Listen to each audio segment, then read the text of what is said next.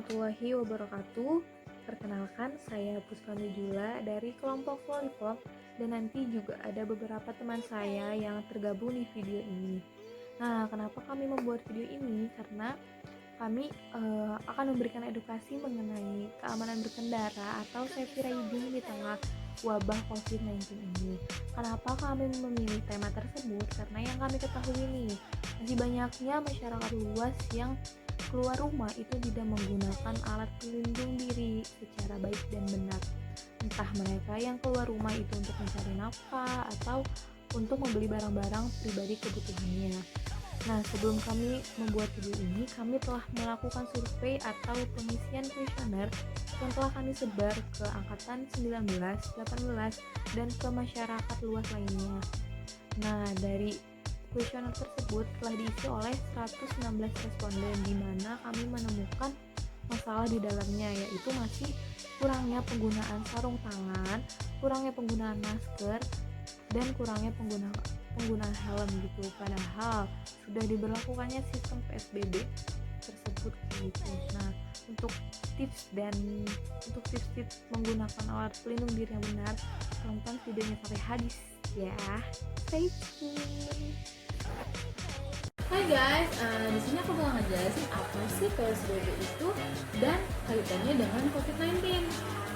PSBB atau pembatasan sosial berskala besar adalah pembatasan kegiatan tertentu penduduk dalam suatu wilayah yang diduga terinfeksi penyakit atau terkontaminasi sedemikian rupa untuk mencegah kemungkinan penyebaran penyakit. Tujuan PSBB itu apa sih? Tujuannya adalah untuk mencegah meluasnya penyebaran penyakit kedaruratan kesehatan masyarakat yang sedang terjadi antar orang di suatu wilayah tertentu. PSBB dilakukan oleh pemerintah daerah tingkat kabupaten atau kota setelah mendapatkan persetujuan Menteri Kesehatan melalui keputusan Menteri. Di Jabodetabek sendiri pun sudah dilaksanakan loh program PSBB untuk mencegah penularan virus atau memutus rantai penyakit. Sangat disayangkan sih masih banyak sekali orang yang berkendara keluar rumah, entah itu orang yang bekerja untuk mencari nafkah atau orang yang memiliki kepentingan. Dasar hukum peraturan PSBB yaitu Undang-Undang Nomor 5 Tahun 2018 tentang kekarantinaan kesehatan. Dalam undang-undang tersebut dijelaskan bahwa ketentuan lebih lanjut mengenai kriteria dan pelaksanaan PSBB diatur dengan peraturan pemerintah sebagai peraturan turunan undang-undang untuk menangani penyakit coronavirus 2019 yang telah menjadi pandemi. PSBB itu ada pembatasan mode transportasi. Pembatasan dikecualikan pada sarana transportasi penumpang baik umum ataupun pribadi dengan memperhatikan jumlah penumpang dan menjaga jarak antar penumpang, serta sarana transportasi barang dengan memperhatikan pemenuhan kebutuhan dasar penduduk. Pengaturan lebih lanjut mengenai pembatasan mode transportasi adalah yang pertama, transportasi mengangkut penumpang yang meliputi semua layanan transportasi, yaitu dari udara, laut, kereta api, jalan raya seperti kendaraan umum maupun pribadi akan tetap berjalan dengan pembatasan jumlah penumpang. Lalu ada transportasi yang mengangkut barang seperti courier service, titipan kilat dan sejenisnya pun akan berjalan. Yang ketiga ada transportasi untuk layanan kebakaran, layanan hukum dan ketertiban, dan layanan darurat yang akan tetap berjalan. Yang terakhir ada operasi kereta api, bandar udara, dan pelabuhan laut, termasuk bandar udara dan pelabuhan laut TNI ataupun Polri untuk pergerakan kargo, bantuan dan evakuasi, dan organisasi operasional yang terkait tetap berjalan. Dan bagi yang melanggar peraturan PSBB akan terkena hukuman, yaitu dikenakan hukuman berupa pidana penjara maksimal 1 tahun dan denda 100 juta rupiah. Hal ini sesuai loh dengan ketentuan dalam pasal 93 Undang-Undang Nomor 6 Tahun 2018. Walaupun demikian, banyak beberapa pihak yang menganggap hukuman ini agak berlebihan ya guys. Nah, maka dari itu saran dari aku, sebaiknya kita mentaati peraturan yang telah dibuat oleh pemerintah untuk tetap di rumah aja dan menerapkan PSBB di dalam keseharian kita ya. Apalagi kalau nggak ada keperluan atau kepentingan yang darurat, lebih baik tetap di rumah dan menjaga kesehatan serta kebersihan agar terhindar dari virus ataupun penyakit lainnya. Untuk itu kami akan berbagi tips nih mengenai berkendara yang baik dan aman di tengah wabah COVID-19 ini. Stay tune ya guys. Kalian tahu nggak sih apa itu safety riding? Safety riding itu perilaku ideal berkendara yang memiliki tingkat keamanan yang cukup untuk diri sendiri dan orang lain. Atau gampangnya, safety riding itu bentuk keamanan dan kenyamanan dalam berkendara. Perlengkapan apa aja sih yang kita butuhin? Nah, yang pertama itu ada helm. Sekarang, helm dijual dengan berbagai bentuk di pasaran. Tapi kita cuma perlu 2 kriteria. Yang pertama itu aman dan nyaman untuk kepala kalian. Yang kedua itu ada jaket. Jaket sama kayak helm. Jaket itu dijual dengan berbagai bentuk, model, dan bahan. Tapi kita cuma perlu pilih bahan jaket yang mudah menyerap keringat dan tidak tembus angin. Yang ketiga itu ada sarung tangan. Selain berfungsi untuk melindungi tangan kita dari cuaca hujan dan panas, sarung tangan juga berfungsi untuk meredam risiko pada kecelakaan.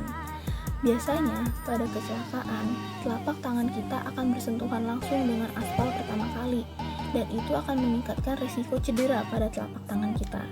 Dengan menggunakan sarung tangan, telapak tangan kita akan terlindungi.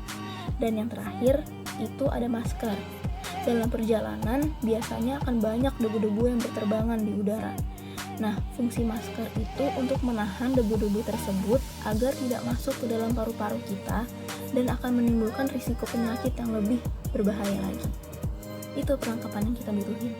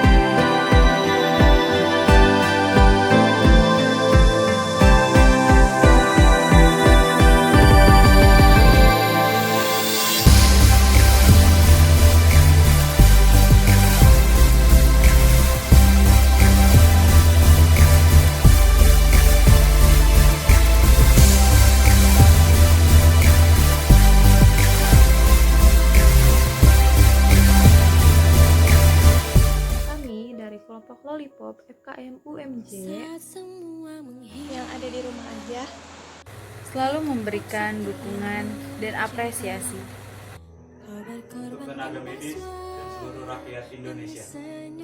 Semoga kita semua dapat melewati wabah ini dan Indonesia bisa tersenyum kembali. Tetap jaga kesehatan dan berperilaku hidup sehat. dari diri sendiri dan orang-orang terdekat. Apalagi saat berkendara ya. fighting. Fight. Fighting. Fight. Fighting.